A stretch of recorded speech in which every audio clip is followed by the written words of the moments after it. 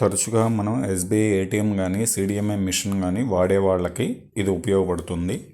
ఎందుకంటే మనం ఎప్పుడైనా సర్వర్లు బిజీ అయినప్పుడు మన ఏటీఎంలో డ్రా చేసేటప్పుడు కానీ సిడిఎంఏ మిషన్లో క్యాష్ వేసేటప్పుడు కానీ మన డబ్బులు రాకపోయినా లేదా మనం డిపాజిట్ చేసిన మనకి అకౌంట్లో పడకపోయినా ఆందోళన చెందాల్సిన అవసరం లేదు.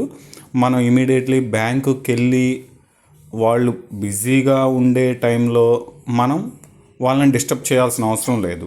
ఇక్కడ టోల్ ఫ్రీ నెంబర్ ఉంది 18001234 కానీ లేదా 18001210 కానీ, ఈ రెండిట్లో ఏ నెంబర్కి కాల్ చేసినా కానీ వాళ్ళు చక్కగా తెలుగులో రెస్పాండ్ అవుతారు, మన ప్రాబ్లమ్ని సాల్వ్ చేస్తారు. అప్పటికీ అవ్వకపోతే అప్పుడు బ్యాంక్కి వెళ్ళమంటారు.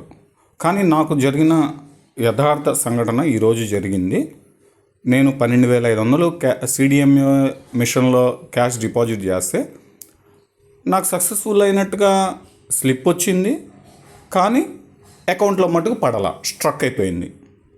నేను ఎమ్మటనే ఆందోళన చెందకుండా 18002100కి కాల్ చేసి ప్రాబ్లమ్ని సాల్వ్ చేసుకున్న 1 అవర్లో మన అమౌంట్ మన అకౌంట్లో పడిపోయింది.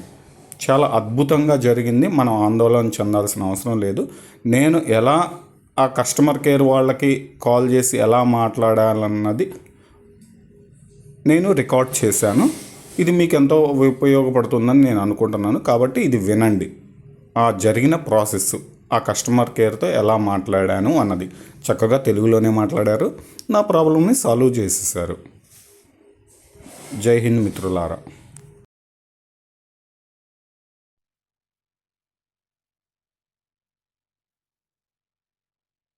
మీరు తెలుగు భాషని మీకు అనువైన భాషగా ఎంపిక చేసుకున్నారు.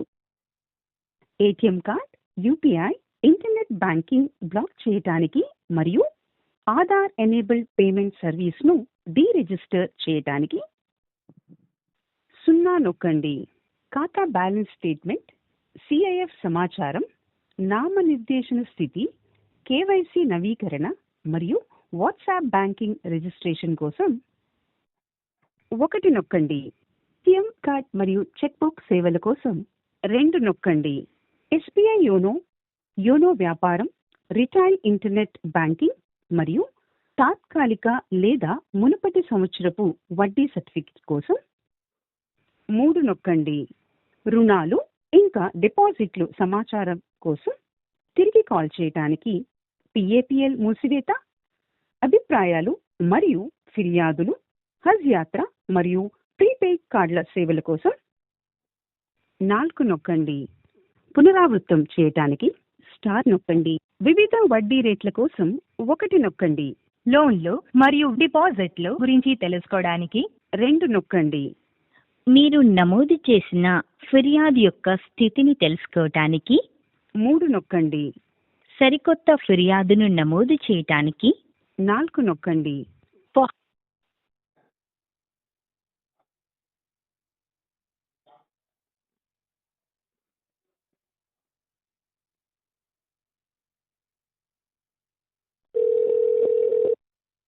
దయచేసి వేచి ఉండండి. మేము మీ కాల్ని మా వినియోగదారుల సేవా ప్రతినిధికి తరలించనున్నాము. ట్రైనింగ్ మరియు క్వాలిటీ పర్పస్ కోసం ఈ కాల్ ని రికార్డ్ చేయబడుతోంది. దయచేసి మీ యొక్క రహస్య వివరాలైన OTP, CVV, ATM PIN, TPIN, user name మరియు పాస్వర్డ్ వంటివి కాల్, ఈమెయిల్ లేదా SMS ద్వారా మాతో సహా ఎవరితో చెప్పకండి. നമ്പർ അറിയുവാൻ രജിസ്റ്റേർഡ് മൊബൈൽ നമ്പറിൽ നിന്ന് 77990221. ఎస్బీఐకి స్వాగతం. నేను జ్యోతిక. మీకు ఎలా సాయం చేయగలను? Thank you madam. నేను ఇందాక 12:49 ఓల్డ్ గుంటూరు బ్రాంచ్లో ఎస్బీఐ క్యాష్ డిపాజిట్లో 12,500 డిపాజిట్ చేశాను మేడం. Okay sir. నాకు సక్సెస్ఫుల్ ట్రాన్సాక్షన్ అని స్లిప్ కూడా వచ్చింది మేడం. నాకు రిమైనింగ్ బ్యాలెన్స్ ఎంత ఉందో కూడా దాంట్లో మెన్షన్ చేయించింది, కరెక్ట్గానే ఉంది మేడం. కాకపోతే నాకు గూగుల్ పే కానీ ఫోన్పే కానీ చెక్ చేసుకున్నా నాకు మెసేజ్ ఏమీ రాలేదు. దాంట్లో అకౌంట్లో నాకు పడినట్టుగా కూడా చూపించలేదు మేడం. Okay sir. మీకు అమౌంట్ క్రెడిట్ అయినట్టు చూపించట్లేదా సార్? మీకు నా అకౌంట్లో పడినట్టుగా చూపించలేదు మేడం, గూగుల్ పే చెక్ చేసుకుంటే. నార్మల్గా మీరు ఏటీఎం మిషన్లో చెక్ చేస్తే అది క్రెడిట్ అయినట్టు మీకు అకౌంట్ బ్యాలెన్స్ చూపించిందా సార్? స్లిప్ వచ్చిందిగా మేడం, మనం డిపాజిట్ చేయగానే రిటర్న్ స్లిప్ వచ్చింది కదా, అందులో సక్సెస్ఫుల్ అని పడింది.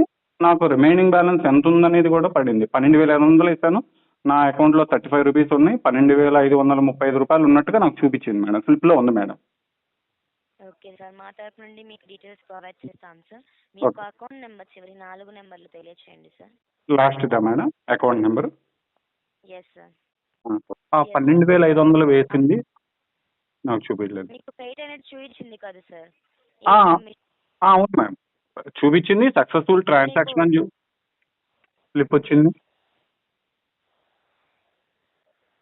ఓకే సార్, మీకు అమౌంట్ అనేది క్రెడిట్ అయినట్టు మీకు సక్సెస్ఫుల్ గా స్లిప్ అనేది వచ్చింది. Yes, ma'am. ట్రాన్సాక్షన్ కూడా సక్సెస్ఫుల్ అయింది అని చెప్పి అంటున్నారు కాబట్టి Yes, ma'am. నా తరపు నుండి టెక్నికల్ ఇష్యూ అనేది ఫేస్ చేస్తున్నాం సార్. మేబీ టెక్నికల్ ఇష్యూస్ వల్ల మీకు ఇలా జరుగుండవచ్చు. Yes, ma'am. No problem, madam. 10 minutes లేదా 1 అవర్ ఆగి మీరు చెక్ చేయండి సార్. లేదు అంటే 1 or 2 hours మాకు కాల్ బ్యాక్ చేయండి సార్. కంప్లైంట్ మేము మీకు డీటెయిల్స్ అనేవి చెక్ చేసి వివరాలు తెలియజేస్తాం సార్. ఓకే మేడం, అంటే ఇప్పటికే ఆల్రెడీ 1 అవర్ దాటిందిగా మేడం, మీరు ఇప్పుడే చూడొచ్చు కదా అని నా అభిప్రాయం మేడం. ఎస్ సార్, చెక్ చేసాం సార్. బట్ మీకు ఇంకా అమౌంట్ అయితే క్రెడిట్ అయినట్టు చూపించట్లేదు sir. Yes madam. Technical issue అనేది డౌన్ టైం అనేది ఫేస్ చేస్తున్నాం సార్. సివిఎస్ డౌన్ టైం అనేది ఫేస్ చేస్తున్నాం.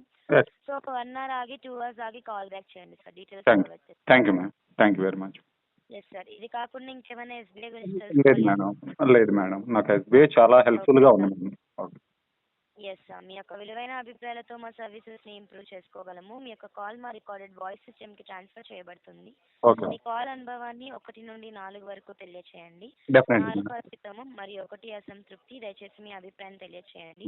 మేడం. ఎస్బీఐ కాల్ చేసినందుకు ధన్యవాదాలు. శుభదినం. Thank you. మీకు మెరుగైన సేవలు అందించేందుకు మాకు అవకాశం ఇచ్చినందుకు ధన్యవాదాలు. దయచేసి 1 నుండి 4 స్కేల్లో మీరు ఇప్పటి వరకు అందుకున్న సేవ గురించి మాకు తెలియచేయడానికి కొన్ని నిమిషాలు కేటాయించి మాకు సహాయం చేయండి. ఇక్కడ 4 అంటే అత్యుత్తమమైనది మరియు 1 అంటే అసంతృప్తికరమైనది అని అర్థం.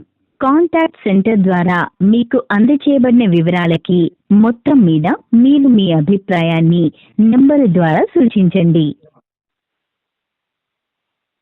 వినియోగదారుల సేవా అధికారి యొక్క వినమ్రత మరియు సహాయతకి మీరు ఏ నెంబర్ను సూచిస్తారు?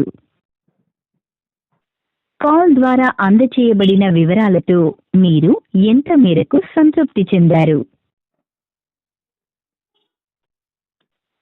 భారతీయ స్టేట్ బ్యాంక్ కాంటాక్ట్ సెంటర్కి కాల్ చేసినందుకు ధన్యవాదాలు.